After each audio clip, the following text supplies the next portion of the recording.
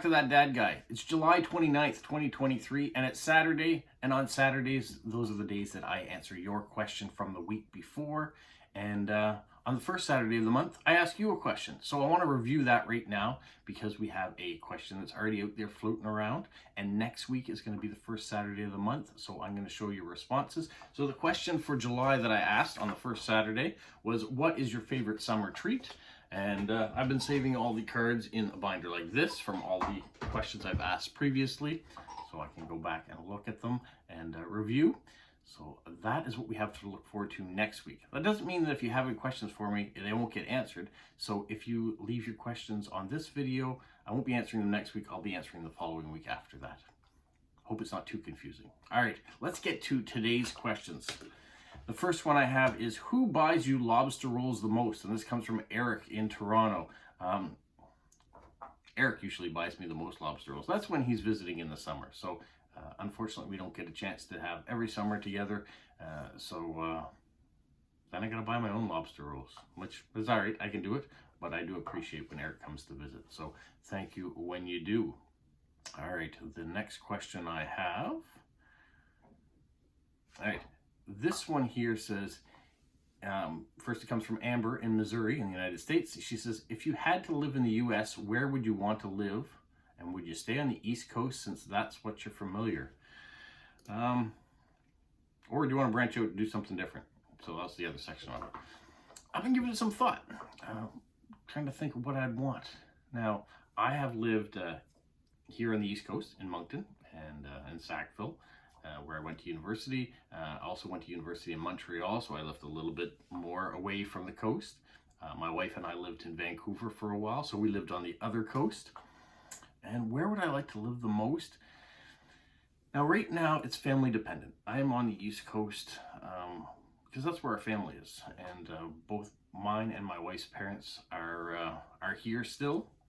So I think it would be very hard if I had to leave the East Coast right now. But if there was no attachment there, my kids are getting older and they're moving on.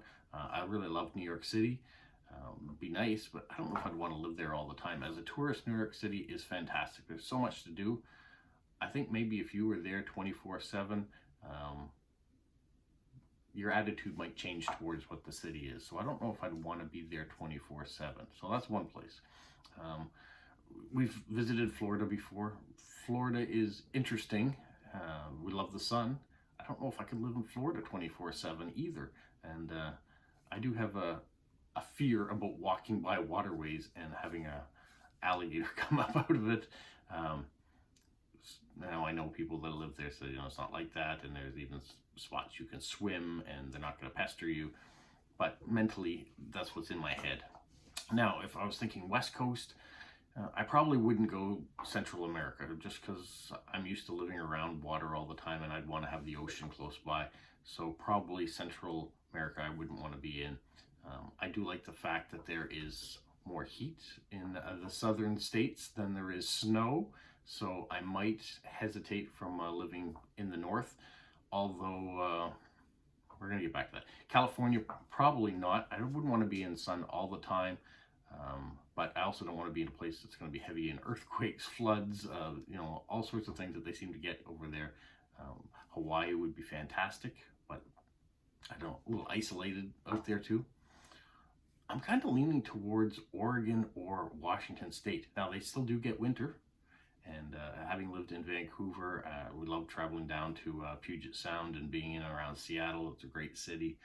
I would want to be someplace that had sporting events, I think. So if you were in Seattle, you'd have baseball there, but you're missing some of the other sports. If you went down to Portland, then I've got basketball we've got there. I don't know, maybe somewhere in between those two areas to get a little bit of each. And then it's not too far if I want to get up to Vancouver and hockey and all the other stuff that are there. So let's say where the state that I would move to would be Washington State. All right, hope that answers it. I've been thinking about it and going things back and forth. So probably Washington State. Now, the next one I have, I have two here. One I've got is a question and one is a statement. I'm going to read the statement first. This one comes from Renee in Arkansas. So Renee Lewis, you might follow her on YouTube. And if you don't, you should. So she says one way that she does to do the Mandarin addresses is she uses the print address feature on Postcrossing when you're getting your official one. And then she just cuts out the address and tapes it on the postcard. And my mind was blown. You know, I talked last week about, you know, you could take a picture of the Mandarin address and then you could tape it on. Well, I print these things off every time, and it had never occurred to me that there is a dotted line around it. Just cut it out and tape it on. It's like, I've been doing this 2 years and I'm just realizing that I can just cut that address and cut that postal ID off these pages that have been either filed in a drawer or gone in my shredder all this time.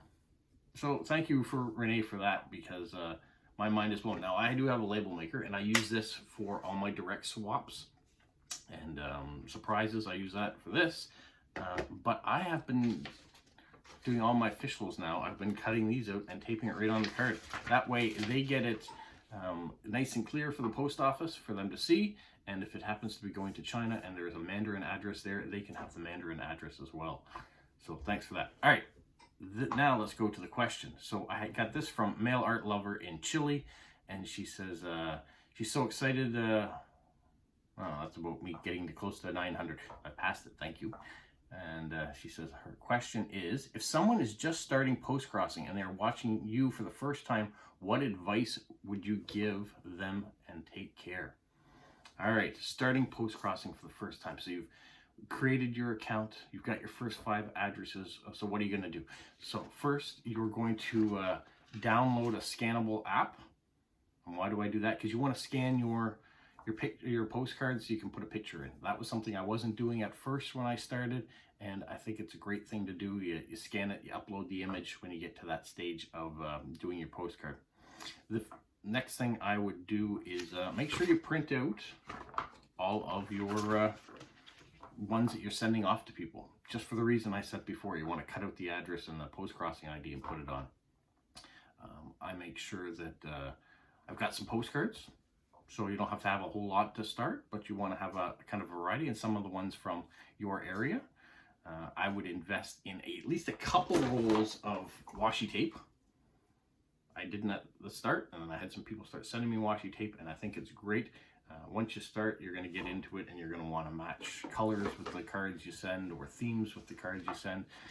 Go to places like the dollar store, or if you have a thrift shop near you, try those out. Look for postcards or material that is all discounted, because you don't want to have to pay full price if you don't have to. Make sure you're on some Facebook groups that have to do with postcrossing. You'll get ideas from that, from other people that are using it. Instagram is great. Make sure you follow a few people on Instagram. They'll give you ideas of how to decorate or where to go to get cards and things. Follow YouTubers that are doing the same sort of hobby and stuff like that. You'll get inspiration for that. But basically, all you need is a piece of paper, a stamp, a nice heart, and I don't mean a sticker of a heart, I just mean kindness in your heart, that you can write a message about where you're from, and that's all you really need. You don't need a lot to be a hobbyist in postcrossing. You can spend a lot and it can boom out of control, and the reason why you want to do that is because you get so excited about it and want to send a variety. When you see people's wish lists, you want to go through and see how many things that maybe you can send that you have in your wish list. But you don't need all that. All you just need is a nice message and a card. And a card can be made from a box that you've had of cereal. It doesn't have to be something expensive, but if you've got something,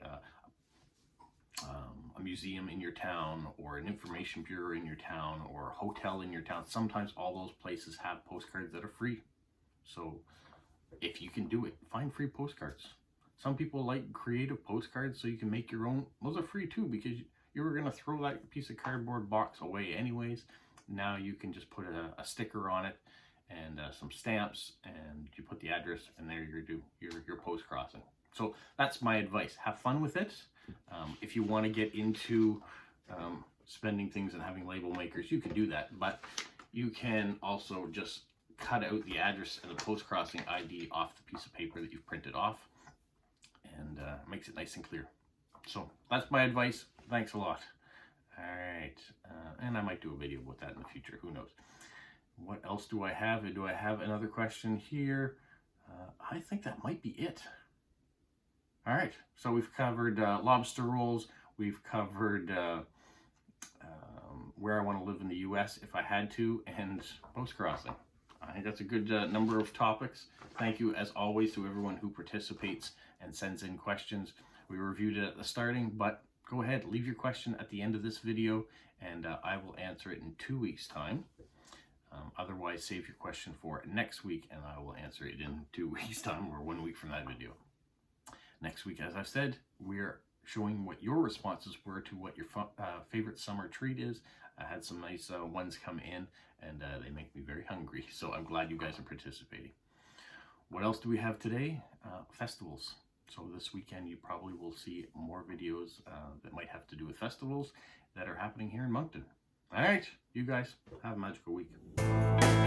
What, Polo? You say like, subscribe, share, and tell all your friends? Who's a good boy? Who's a good boy?